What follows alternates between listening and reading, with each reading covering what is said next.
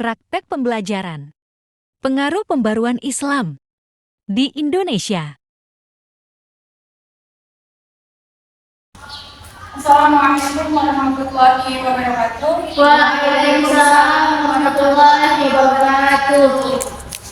Bismillahirrahmanirrahim. Alhamdulillahirabbil alamin. Allahumma shalli ala sayyidina Muhammad wa ala ali sayyidina Muhammad. Bersyukur kepada Allah Subhanahu wa taala dan selawat serta salam selalu dicurahkan kepada baginda besar kita, baginda Nabi Muhammad sallallahu alaihi wasallam. Allahumma sholli wa barik alaihi. Baik Pak, adik-adik, pada hari ini saya akan menjelaskan mengenai pembaruan Islam di Indonesia. Ini sudah ada beberapa slide.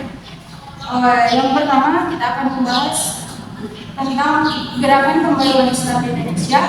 Kemudian kedua, munculnya organisasi Islam di Indonesia.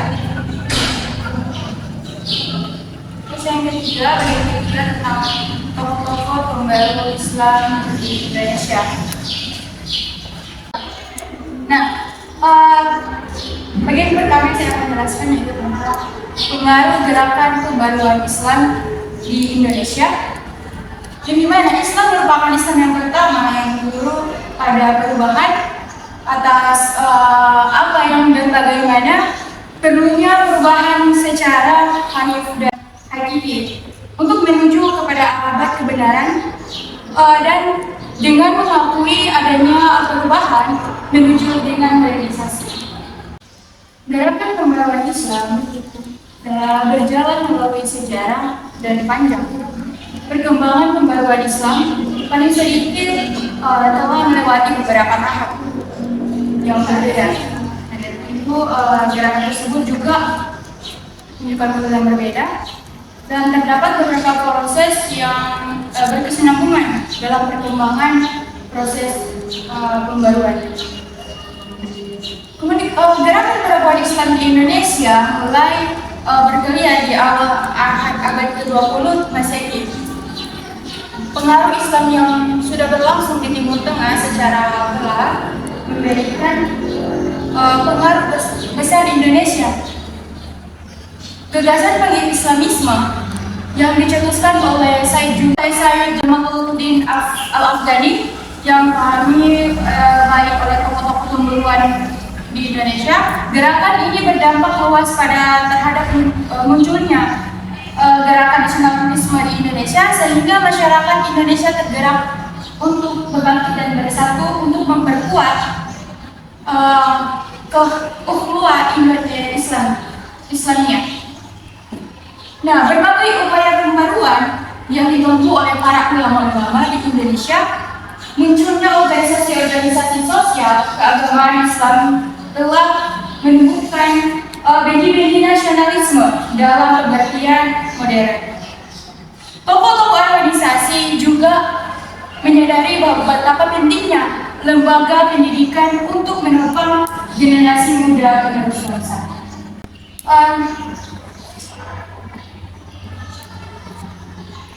Kemudian para ulama dan para tokoh organisasi pada masyarakat bahu-membahu dan berjuang bersama melawan penjajah. Setelah para tokoh pembaruan Islam itu berhasil memperbarui sistem pendidikan di Universitas Al-Azhar, mereka terus menggema ke seluruh penjuru dunia. Karena terpengaruh dengan pengaruh bidang terhadap Indonesia, berhasil tergugat karena cara pandang bangsa Indonesia tergerak maju. Perlahan dan pasti sistem pendidikan di Indonesia mengalami perubahan dan pencerahan.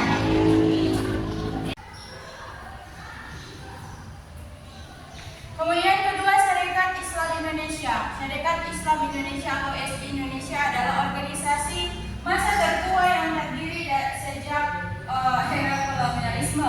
Didirikan oleh Haji Suman Kuri pada tanggal 16 Oktober 1905. Awal berdirinya SI Indonesia bernama Syarikat Dagang Indonesia atau SSDI, organisasi yang didirikan sebagai wadah perkumpulan dan pergerakan bagi para pedagang muslim pribumi guna menandingi monopoli pedagang Tionghoa pada masa itu.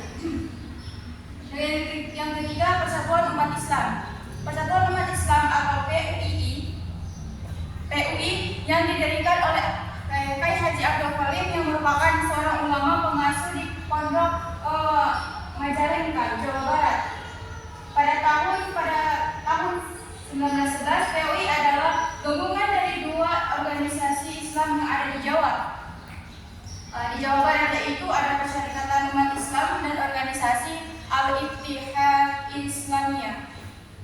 Pemimpin Haji Ahmad Sanusi di Sukabumi. PUI kemudian menjadikan banyak sekolah dan pondok pesantren di Jawa Barat. Keempat, Muhammadiyah. Organisasi Muhammadiyah didirikan oleh Kiai Haji Ahmad Dahlan 18 Zulhijjah tahun 1330 Hijriah atau 18 November 1912.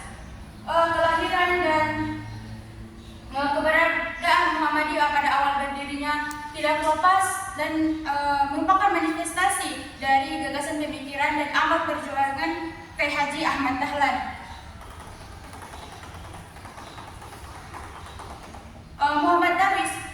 Muhammad Darwis menjadikan pendirinya setelah dia mendirikan ibadah haji ke Tanah Suci dan bermukmin kedua kalinya pada 1903, Kiai Haji Ahmad Dahlan mulai menyematkan benih-benih pembaruan di tanah air. Gagasan pembaruan itu diperoleh oleh Kiai Haji Dahlan setelah berguru kepada ulama-ulama di Indonesia yang bermukmin di Mekah, seperti Syekh Ahmad Khatib dari Minangkabau, Kiai Haji Nawawi dari Banten, kemudian Kiai Haji Mas Abdullah dari Surabaya, dan Kiai Ifah dari Sumba, dan juga setelah membaca pemikiran dari Sarubahan Mahmud Ishaq dari Ibnu Taimiyah, Muhammad bin Abdul Wahab, Jamal Al-Afghani, Muhammad Abdu, dan Nasyid Ridho. Sekian dari penjelasan saya, dan selanjutnya saya akan mengenai penjelasan tadi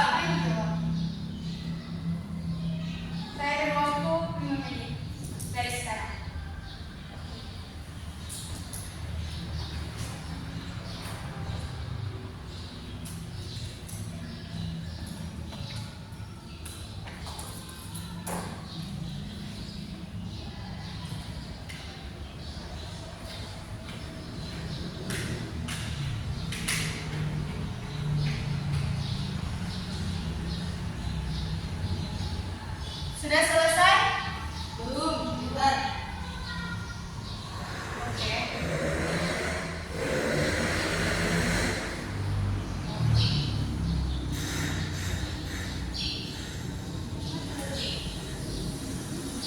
Sudah. Sudah? Sudah semua? Nah, dari kalian, satu dari kalian akan yang pertama, salah satu dari kalian akan menjawab soal pertama.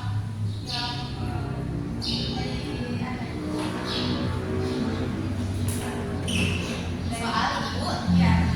jelaskan pengaruh pembaruan Islam dalam bidang politik di Indonesia. Jawabannya, pengaruhnya yaitu terbentuknya partai politik Islam seperti Partai Masyumi dan Partai Persatuan Pembangunan. Soalnya dari siapa? Soalnya dari siapa? Soalnya dari Karina. Oh, dari. Apakah ada tambahan? Enggak. Kalau tidak ada, selamat melanjutkan.